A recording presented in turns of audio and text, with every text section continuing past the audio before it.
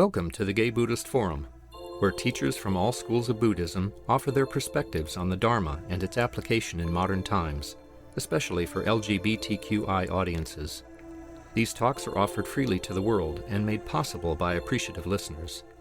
If you would like to support our efforts to share the Dharma with underserved audiences, please visit gaybuddhist.org. There you can donate, find a list of upcoming speakers, or enjoy many hundreds of these recorded talks dating back to 1996. Okay, as is our tradition, let's go ahead and go around the room and please say your name. Take a little time in between, if you will. I guess I'll go ahead and start. My name is Roy. My name is Mark. I'm Shantanu Fukan. I'm Andreas. I am Manuel. My name is Michael. My name is Kay. My name is Rob. My name is Glenn. My name is Ty. My name is John Wessel. Gary Dexter. My name is Rich. I'm Carl Wolf. My name is Mario. My name is Eric Anderson. My name is Jeff. My name is Howard DeFort. My name is David. My name is Ben. My name is Bill. I'm Bruein. My name is Dennis. I'm Peter. I'm Alfred. My name is Oswaldo. My name is Jeffrey. I'm Brian. My name is Paige. I'm John. My name is Paul. My name is Steve. I'm Richard. My name is John. My name is Bonnie. Richard. My name is Michael. My name is Jay. I'm Richard Anzolini. I'm Tom. Jack Busby. I'm George. Joan. I'm Michael. I'm Ron. I think that's everyone. Okay. Our guest speaker today is Joan Amaral, and I'm pronouncing it this way. I just found out that Joan's background is Portuguese. Hence, Amaral, not Amaral. Thank you. Obrigada.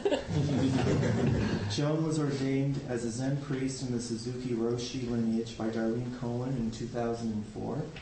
She lived and practiced at Tassajara Zen Mountain Monastery for several years and currently is in residence at the San Francisco Zen Center, where she was head student during the fall practice period. Welcome, Joan. Thank you very much. Oh, I'm so delighted beyond words to be here. Can you hear me if I speak at this level? If I begin to fade out, just raise your hand or shout out. The reason I'm delighted to be here, well, first of all, it's a beautiful room. It's like this little shining jewel in the midst of the gritty mission. And all of you are participating in that shining jewelness. It is, for me, a miracle beyond words that humans would gather together like this. You have so many other options, you know? It's this gorgeous day out there, and I feel it to be really counterculture, actually, unfortunately. To come into a room and commit to sit still as best we can. We're not producing anything. We're certainly not consuming anything, right? We're just sitting here. It doesn't look like much is going on. So this is really a treasure, and I am so honored to be a part of this. The other reason, or another reason I can immediately think of that I feel very honored to be here and that I really want to pull forward is, as I was sitting here, the way I self-identified was skinny white woman. And then I thought, should I throw in there straight? I'm not sure.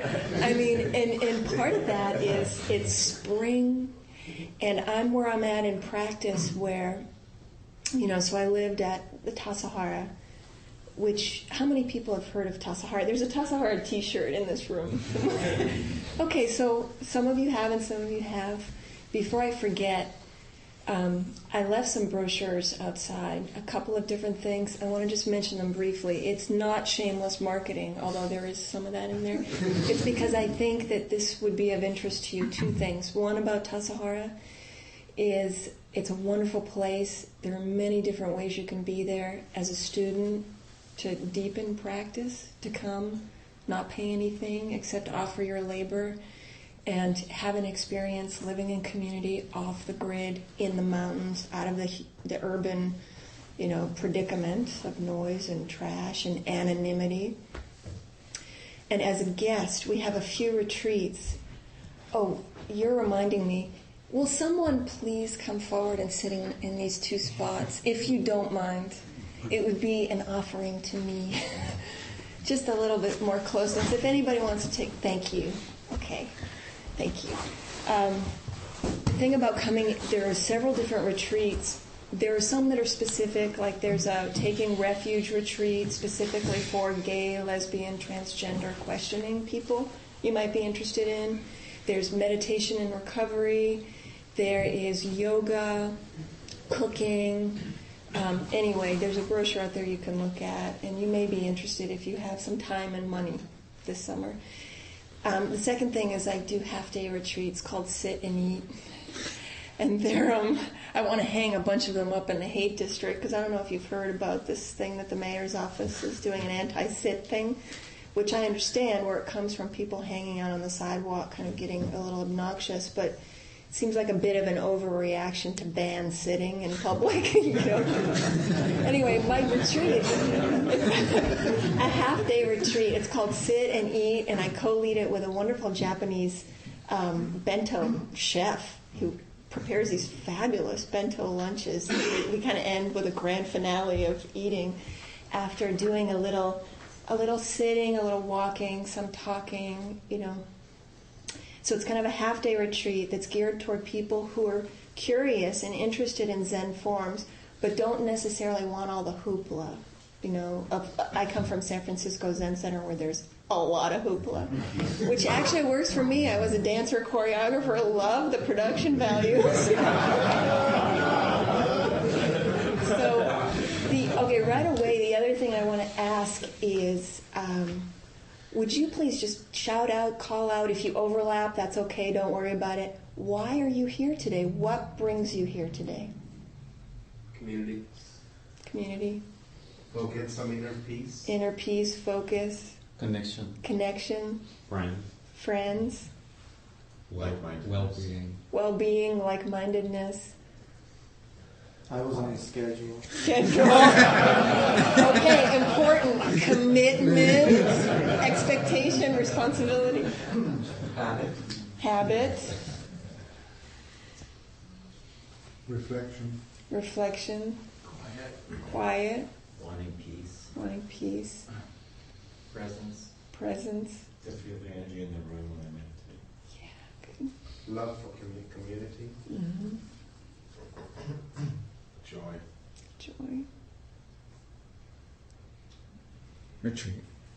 Retreat. Uh-huh. Do I hear suffering?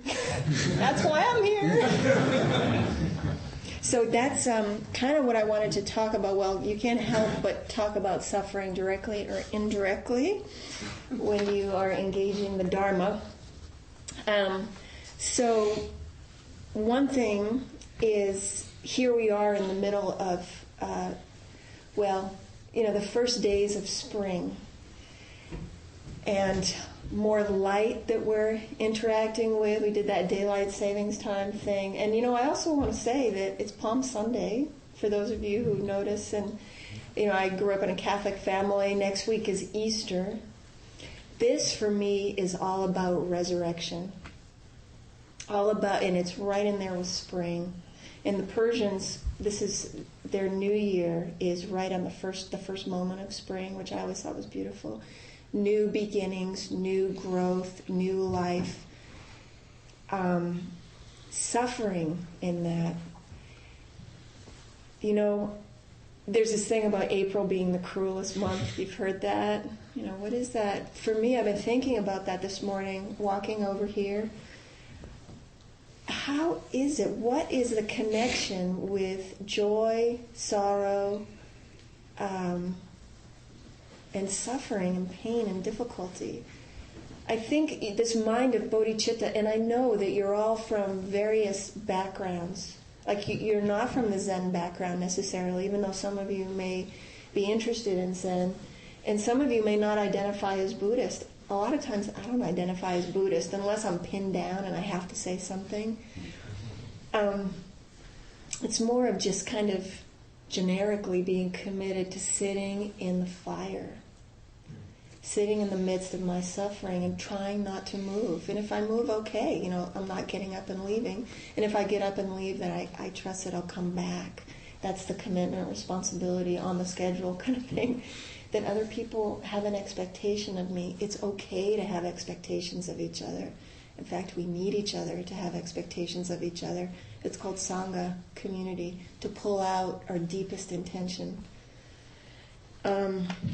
So this thing about spring and resurrection, there's sort of, I'm feeling with spring, this insistence on life, this thrusting of life. It's, call it life energy, call it sex, big sex, cosmic sex, There is a, kind of an aggression, sort of. I'm reminded of being on the walkway around the Zendo, around the meditation hall at Tassajara, for those of you who've been there deep in practice period, around this time of year. And being in robes, walking meditation, focused. It's a beautiful morning like this. It's like maybe 10 in the morning like this. The sun is shining. It's the beginning of spring. And I looked over and I saw this purple iris right there, growing just off of where I was walking. And the sun was hitting it so, and it was so gorgeous. And right at the same time, I felt my own aggression. I felt my own ugliness, my own demandingness, my own, like in the face of the beauty and the gentleness of this flower. It was almost unbearable. And then eventually kind of sitting with this and feeling the pain of it, not turning away from it, staying with it, I started to think, wait a minute. It's not so like me over here and that gorgeous thing over there. Like, first of all, it takes a certain amount of aggression for that beautiful, tender, delicate flower to bust through that cold, packed, dark soil, right? Okay. So it's not just pretty, and it's not just delicate. That's a thrust of life, But this is very sobering to enter into this. It reminds me of at the beginning of meals in the monastery, we ring the umpan, which is a gong. Bong, bong. You're in the Zendo and you hear this, and for me it sounds like a death bell, like someone's died, and it's true. Even if we're vegetarian, forget about the cow. What about that poor head of lettuce that gave its life? Something has died. I can't say it gave its life for me because it didn't really have any choice. That's just kind of the way of things, In order for me to take my place, something had to yield. No one else is sitting here right now, right? No one else is sitting there or there. There's a certain amount of life insistence for us to take our place. So this, for me, is what comes up with spring. The other thing is that I know with this group that there is, Baruch was mentioning to me when I said, well, do you have any idea of what you'd want me to talk about? And he said, well, and I thought this was great because this is up for me too, of practice off the cushion. What is practice off the cushion? Well, I'm like, duh.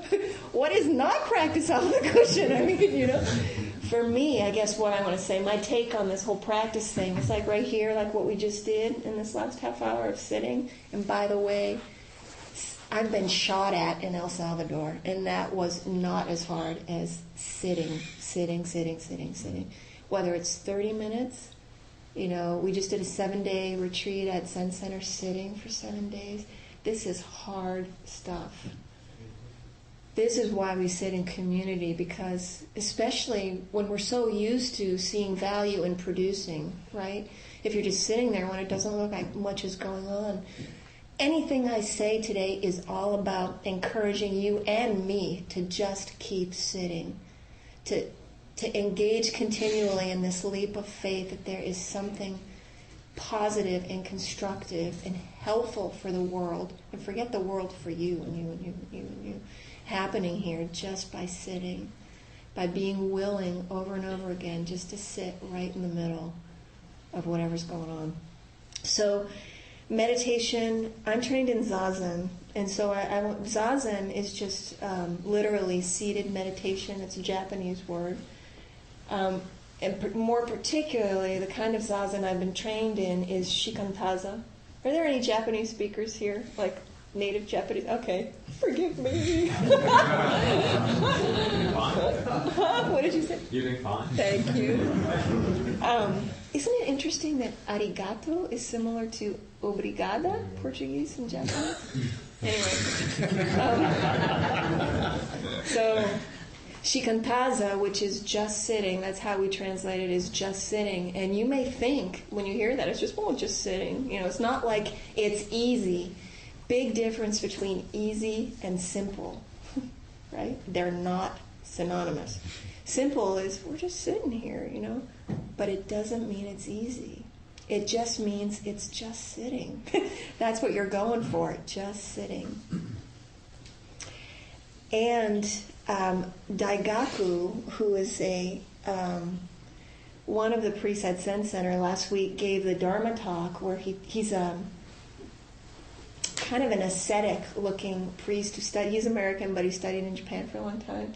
And he's very tall and gaunt. And I was sitting to the side of him, and I watched his Adam's apple just move the entire time, which for me was it represented asceticism, this monastically trained person.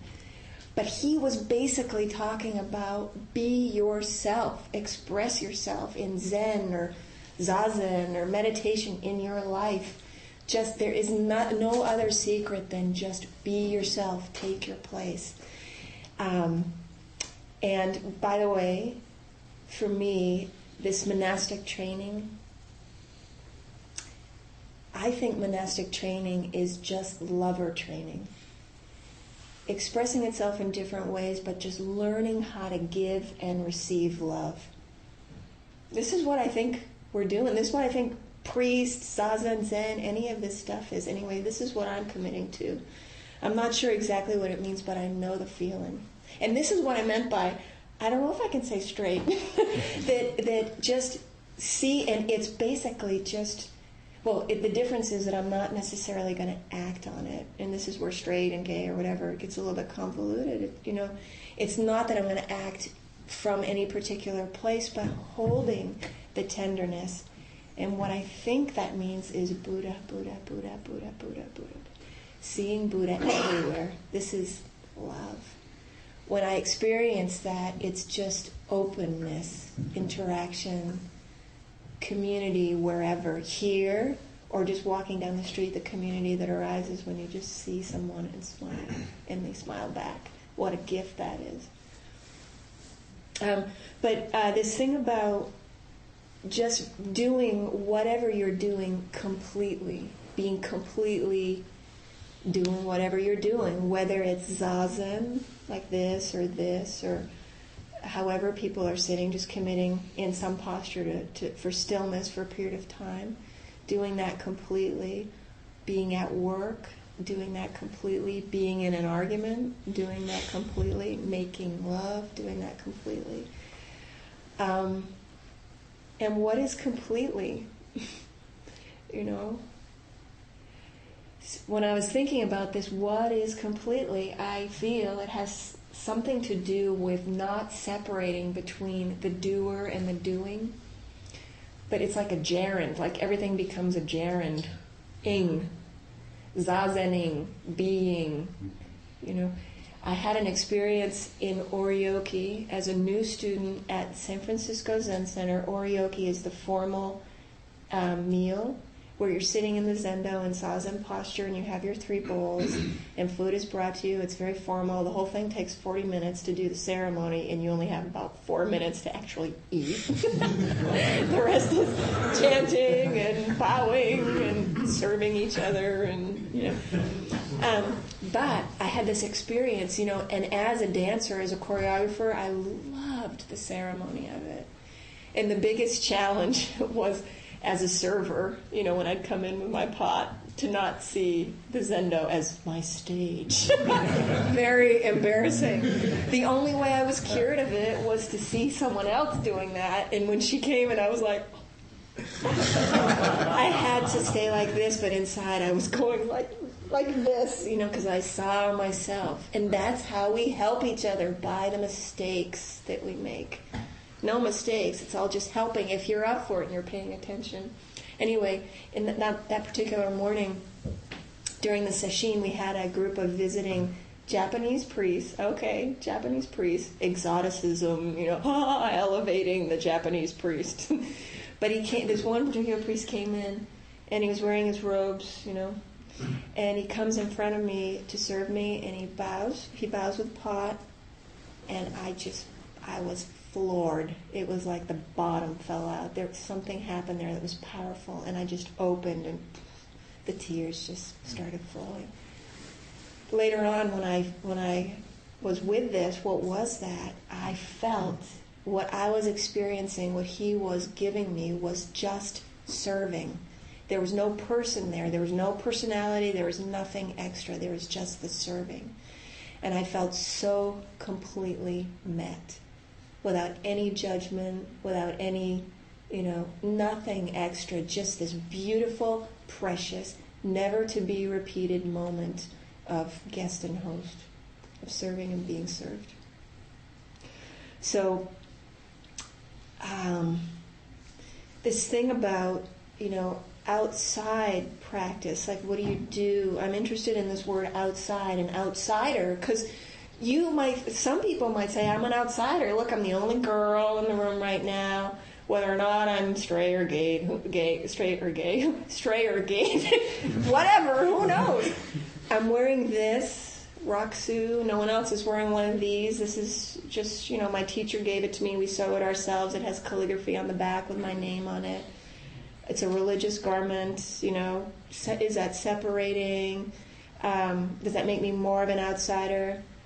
What I said at the beginning about what a blessing it is to be here is to have contact with someone who's different, because there's this thing, it's the two truths, both, to hold both. Having affinity groups and having safe space and having common experience, overlapping, where you can sort through the confusion and the suffering in your own life from your own particular place where there's affinity, there's that community, is great. But I was saying to someone just before we started sitting together of what I've experienced at Zen Center is we have the song and recovery groups, and we have gay identified groups, and all different kinds of things that are important, and I just love it. Oh, and people who speak Spanish as a first language, we're starting to do that more on Saturdays. I just love it when there's someone who's not identified from that group who comes in to just be there, if the group's up for it, to lessen a feeling of other.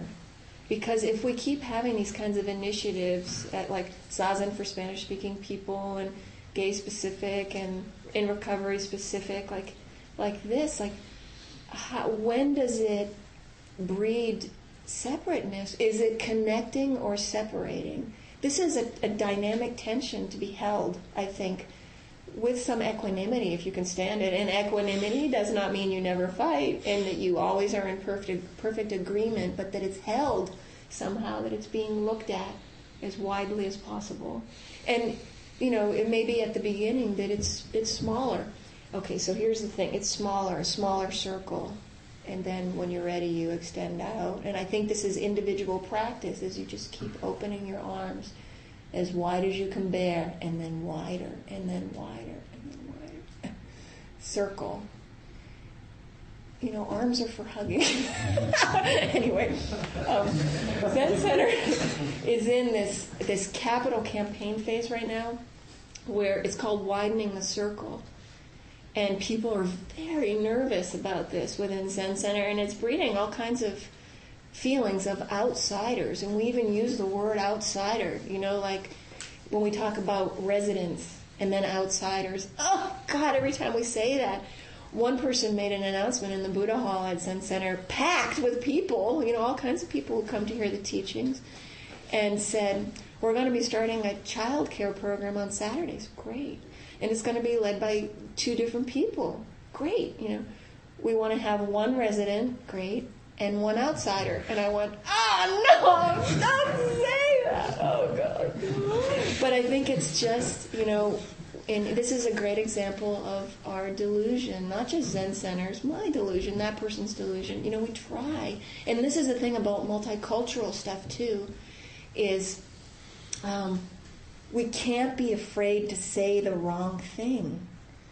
I mean, if I can start by admitting my delusion, my racism, my sexism, my classism, whatever, that it's in there. It's not like, you know, every time I say something that's kind of off, like, oh God, there it is, I'm outed as, you know, a bad person, a racist, or whatever. If I can see right from the beginning, I am trying and I am learning. I think the commitment is to learning.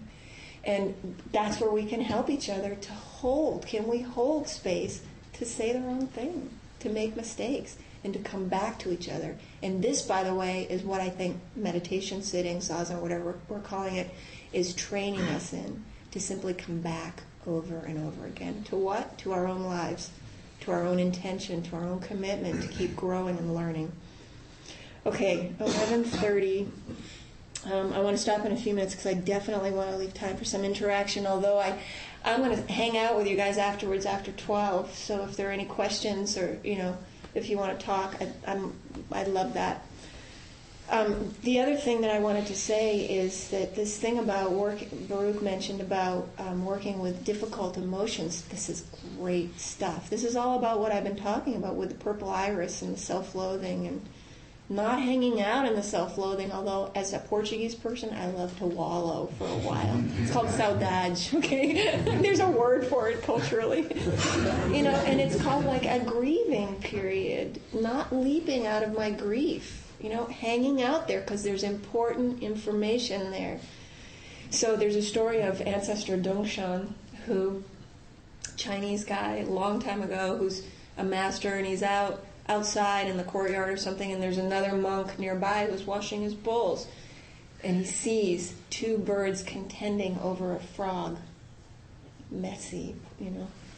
And the monk says to Dongshan, why does it have to come to this? And Dongshan says, it's all for your benefit. Like anything that happens, anything that arises within, out there, is all for our benefit. And, you know, I want to say right now, right here in this beautiful room, it's kind of contained, it's a little kind of incubator or something. It's safe and easy to say that. Some things that will happen to us in our lives and that have already happened to many of us are not so easy to take on as a teaching right away. And that's fine. That's the grieving thing. That's the falling apart thing. That's the messy thing. That's like out of control. You're a priest and you said that? Yes. I'm a priest who's grieving right now. Whatever, you know. But eventually to be able to come back, you know, zazen, meditation as a baseline, that's continuing regardless, that just keeps going no matter what. And then up here there's the highs and there's all the emotional stuff that's going on. That's happening. That's not to be denied. Eventually, if you can, that's to be held and worked with and taken in, because there's something important there just waiting for you to wake up to. So, this suffering, to not waste an opportunity to know my suffering. When I gave my Way-Seeking Mind talk last fall at Zen Center, the question is, what is my suffering? What's brought me to practice? And I said that in my talk. I said, this is what the talk is about. What is my suffering? And then at the end of the, I talk. At the end of the talk, as I was bowing, I thought to myself, in front of like 200 people, I thought, wow, did I even talk about my suffering?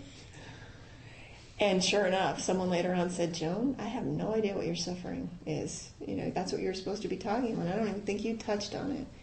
And when I was preparing to talk with you today, last night, I was looking through my notebook, and, it's shocking to me that I couldn't touch my suffering. When I looked at my notebook of my journal and the things that I wrote, I was going through hell last year. Money? How was I going to pay the rent? I wasn't living at Zen Center. How was I going to buy groceries? The relationship I was in was very volatile. We were living together. There was a lot of... He hadn't been working for a year and a half. Very intense stuff. I didn't have a job, And yet, when it came to talk about my suffering, I was kind of clued out. And so what's important for me here to say is that it was so imminent, I was so in it, that I wasn't ready to talk about it. So fine. And I'm still sort of not ready to talk about it. But anyway, this thing of, so being in the midst of the suffering, not being able to see it or talk about it or deal with it, trusting that it's there.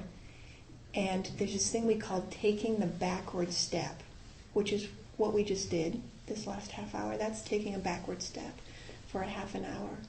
Sitting, not doing anything, just sitting. Taking the backward step and shining the light in is what Teacher Dogen says. You can do it for a moment in the midst of a conversation, coming into your body, coming into your breath, finding the zazen, the meditation posture. Right there as you're standing there in a long spine, relaxing the shoulders, feeling the soft belly, and being in touch with your breath, even as someone's coming at you. And you're feeling whatever you're feeling. For a moment, taking that backward step. In a period of zazen meditation, taking the backward step. Someone said retreat, I think it was you. Going to Tassajara or in some other place for a day-long retreat or a 5-day retreat, doing a practice period, or in your vow, the schedule thing, the commitment thing, in your vow to whatever. To wake up, to know your suffering, to be kind with yourself, whatever your vow is. Suzuki-roshi says in one of, he has 7 points of practice. He's not in our lineage, but he's a Soto Zen guy. And one of his admonitions is live by vow and root it deeply. And he talks about in his own suffering, he talks about a time in his life where he was so wretched, I felt as if I were being trampled over and over again, the way we stamp on weeds, and I was never able to put forth even the tiniest bud. When things were tough, I chose to stick with my vow and bury it deeply in the earth to take root there. If I hadn't, that vow would have died because I was always being trampled. But because the flame of that vow burned within me, the more I was beaten down, the deeper I rooted my vow. As long as you have that vow to live out your life wherever you are, sooner or later spring will come. And when it does, you will have the strength to grow. This is the life force. So, when he talks about rooting your vow deeply, in what? Well, I think in the compost of your suffering, in all that shit, the manure, the fertility of all my suffering, all that stuff. You plow your vow back into that, and that's how it blossoms. It's not separate from my suffering, from my delusion, from my mistakes. It's all grist for the mill. It's all fodder for new growth. So, okay, that's it. That's all I have to say. Except, are there questions Are there comments? Anything that you want to bring up? Because I have a poem too, but that's just a backup plan. But it's a spring poem. It's a beautiful poem. It's actually called a love poem, and it's a seasonal kind of thing. Maybe I'll read it. But think about something you might want to bring up, and we'll see if anybody wants to say anything in this formal environment or after 12 when we're socializing. Okay, it's called a love letter. It's by a Japanese man named Nanao Sakaki. Within a circle of 1 meter, you sit, pray, and sing. Within a shelter 10 meters large, you sleep well, rain sounds a lullaby. Within a field 100 meters large, grow rice and raise goats. Within a valley 1,000 meters large, gather firewood, water, wild vegetables, and mushrooms. Within a forest 10 kilometers large, play with raccoons, hawks, poison snakes, and butterflies. Mountainous country Shinano, 100 kilometers large, where someone lives leisurely, they say. Within a circle 10,000 kilometers large, go to see the southern coral reef in summer, or winter drifting ices in the Sea of Okhotsk. Within a circle 10,000 kilometers large, walking somewhere on the earth. Within a circle 100,000 kilometers large, swimming in the sea of shooting stars. Within a circle 1,000,000 kilometers large, upon the spaced-out yellow mustard blossoms, the moon in the east, the sun in the west. Within a circle 10 billion kilometers large, pop far out of the solar system mandala. Within a circle 10,000 light years large, the galaxy full blooming in spring. Within a circle 1 billion light years large, Andromeda is melting away into snowing cherry blossoms. Now, within a circle 10 billion light years large, all thoughts of time, space are burnt away. There again you sit, pray, and sing. You sit, pray, and sing. Thank you. Now, if I were at Zen Center, I could bow and get the hell out of here.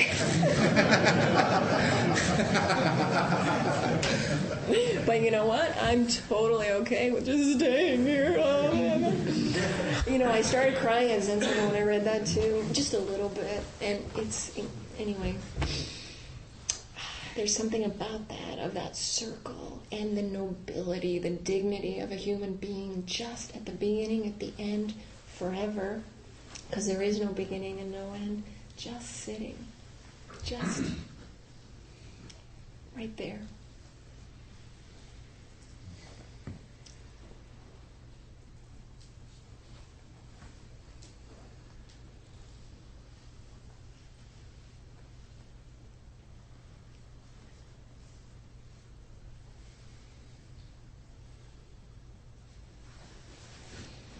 I'd like to ask you to speak to an experience I have of the word suffering.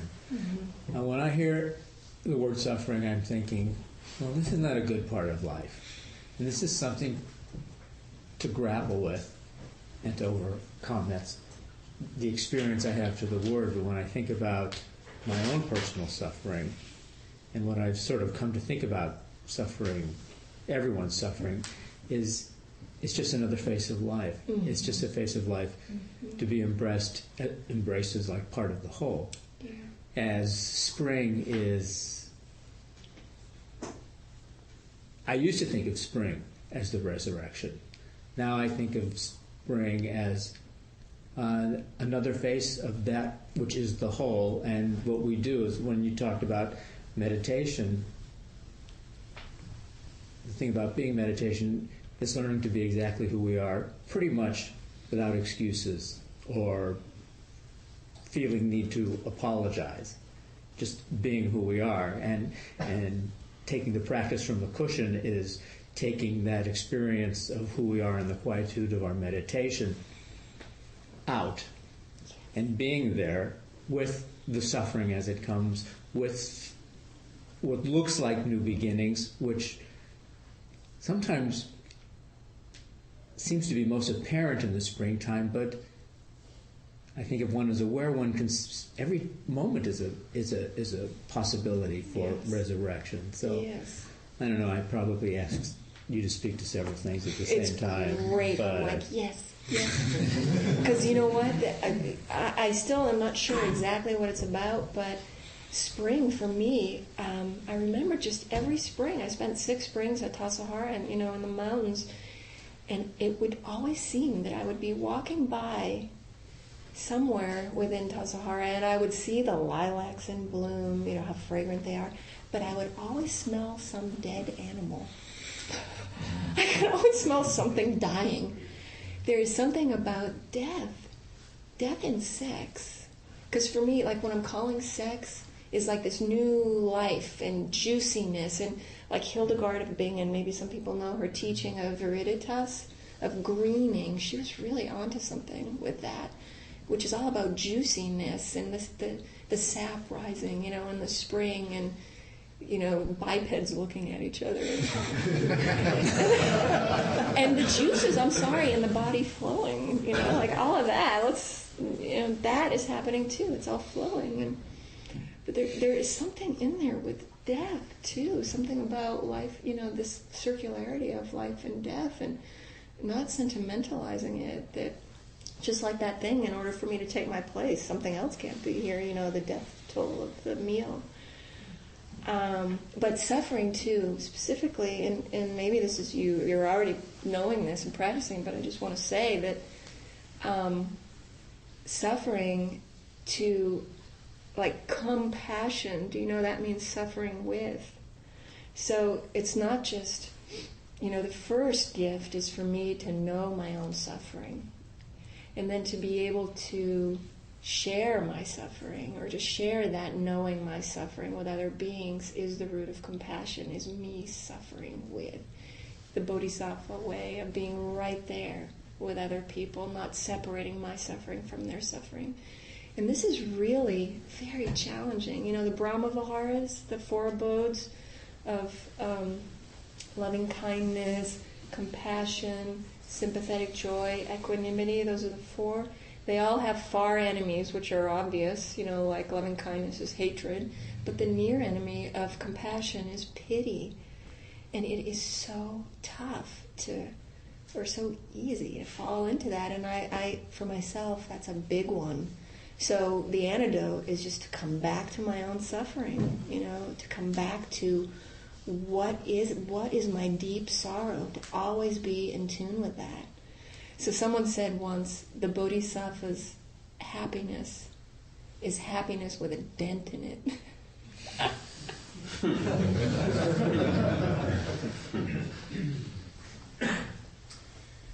I have a question, and it's again got to do with suffering.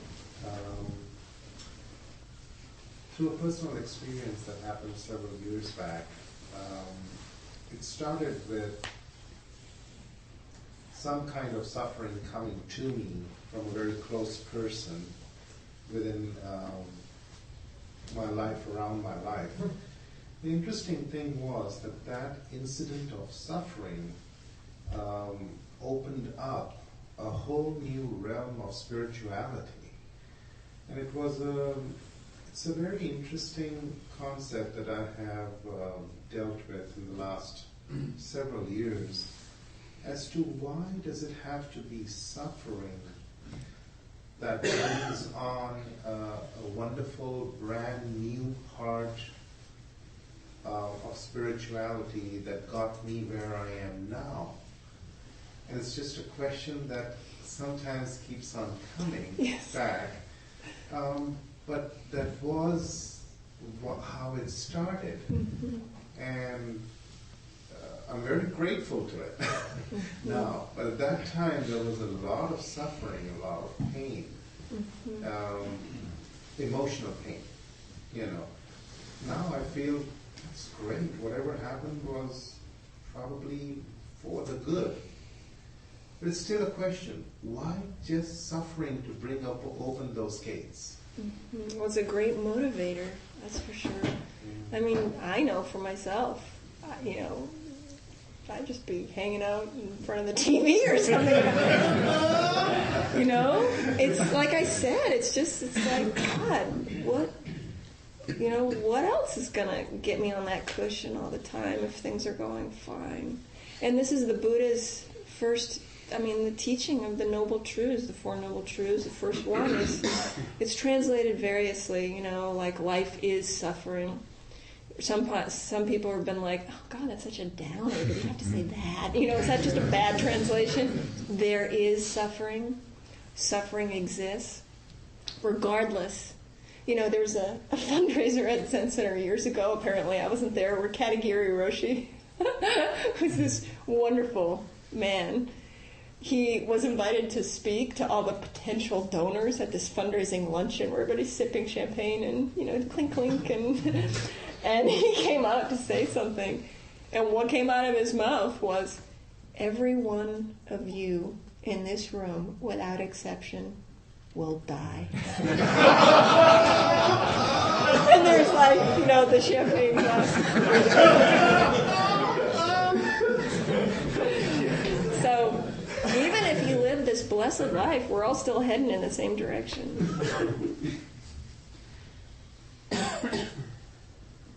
Well, I think there's time. Okay. Was he asking for a state gift? Oh my God! Okay, can I get your contact information for this capital campaign thing we're doing? Absolutely. I love what you said about it's all for your benefit. Today there's a memorial for one of our members we lost earlier this year, and I was thinking about that and how he came and spoke to us about his horrible orphanage childhood and how it opened us to compassion. And it made me think, what you talked about made me think that sometimes what we consider to be the muck and the fertilizer, can help us do the same with others. But how, if part of the Four Noble Truths is to put an end to suffering, why do we want to do that? There's this dynamic tension. I want to end suffering, but at the same time, like Vami said, sometimes that's the seed for opening us up to all the good stuff. And it also incites compassion. I'm not sure what the question is. It seems like there's this odd tension between ending suffering and all the good that comes from it. That's great. Yeah. Mm-hmm. There definitely is this tension, because I think practice is at the nexus of that. Is like, what do you call that? The hub of that, energy, that movement, that going round and round of, because there's this thing about suffering does exist. Oh, it's like the 4 Bodhisattva vows. Do you guys know this? Beings are numberless, and I vow to save them. Even though they're numberless, even though it's impossible. Delusions are inexhaustible, but still I vow to end them. Dharma gates are boundless, and still I vow to enter them. How do you enter something that's boundless, that has no gate, the gateless gate kind of thing? And Buddha's way is unsurpassable. It can't be surpassed, but I still vow to become it. And I think this is why we have that line in one of our chants, practicing like a fool, like an idiot. Because it's like, and this is another way that it's counterculture, is, like I had a painter friend, apparently abstract expressionists, a lot of them, they only know their painting's done when they turn it upside down, and then it's like, yes, there's a feeling. It's not the usual way. And the way someone phrased this question once, I think that you're asking, is there some structural flaw in the human brain? Is it kind of a structural, is there something inherent that... So it's a very good question, and I think it taps into this not knowing, stumbling along in the dark, not hanging out in, yes, this is it. This is not about constructing another solidified identity around, yeah, we got it going on here in this meditation group. We know what's right.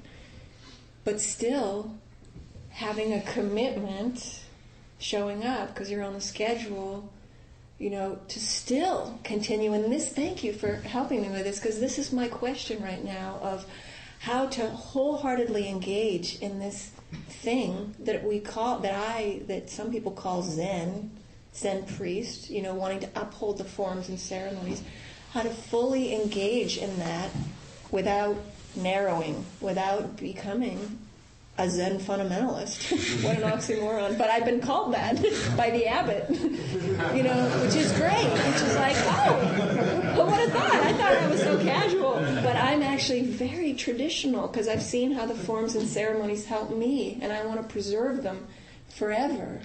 But what I love about, it's really good to get out of Zen Center for a day like this, to come out and have this kind of contact, because it challenges, but it doesn't negate.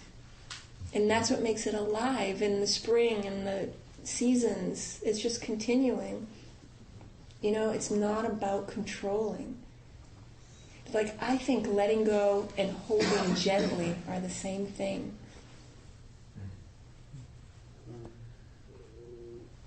Okay. Thank you very much. This is Joan's first time with us here, and I trust this is the first of many to come. Thank you so much. You're welcome. You're lovely talk.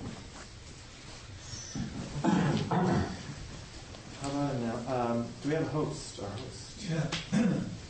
New host, and usual refreshments out there.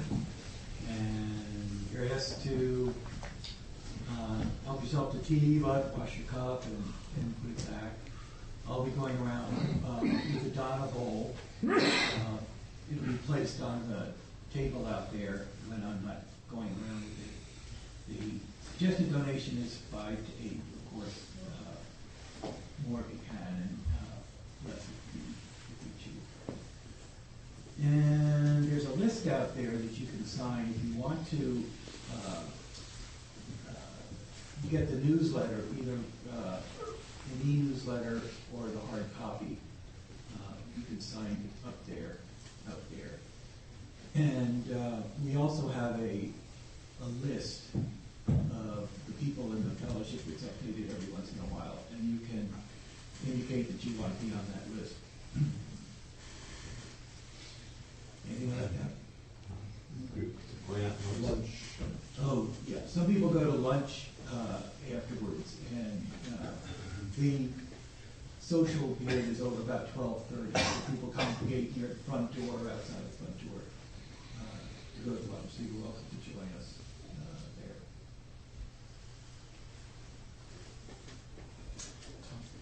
there. Speaking of lunch, there will be a lunch following Don Mohadin's memorial this afternoon. So if anyone's planning on joining, that's at 1:30. It's at the it's down on Polk Street at Project Open Hand. There are flyers out there with the address and everything. So it's going to last about half an hour, and then there'll be a catered lunch. Some of his family members will be there if you remember he spoke.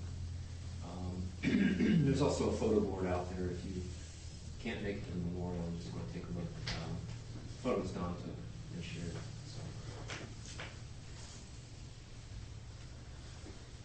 Hi. This is about the newsletter. We have our newsletter mailing today. But I just wanted to talk about it for a minute. I've been coming here for a long time, but practically every week I feel really fortunate to be here, to be able to come here. But there are a lot of people that can't for various reasons. Distance, we have of the over 300 hard copies we send out, maybe a dozen or 4 in Singapore, France, Canada, Mexico, and they can't be here. And sometimes I think of this larger sort of invisible series of concentric circles of other people who aren't here. About half of those hard copies that we send out, and by the way, if you go online, you can get the newsletter there and save us postage and paper. But over the 300, about half of those are prisoners. And they really can't be here. You were talking about being outsiders. These guys are inside, and they've explicitly asked for the newsletter, and so that's a connection, a good connection with the outside world for them. So that's what's behind the newsletter, and we're sending it out, a big part of it. So if maybe 10 or 12 people can help to put it together like we do every other month, to staple and stamp and label and stuff in envelopes, that'd be helpful. And that'll be about 15 or 20 minutes after we break here. So please gather around.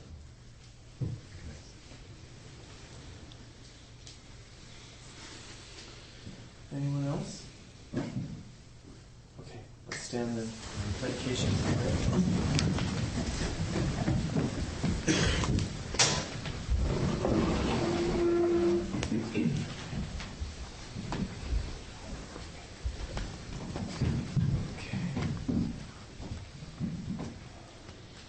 By the power and truth of this practice, may all beings have happiness and the causes of happiness. May all be free from sorrow and the causes of sorrow. May all never be separated from the sacred happiness which is without sorrow. And may all live in equanimity without too much attachment or too much aversion, and live believing in the equality of all that lives.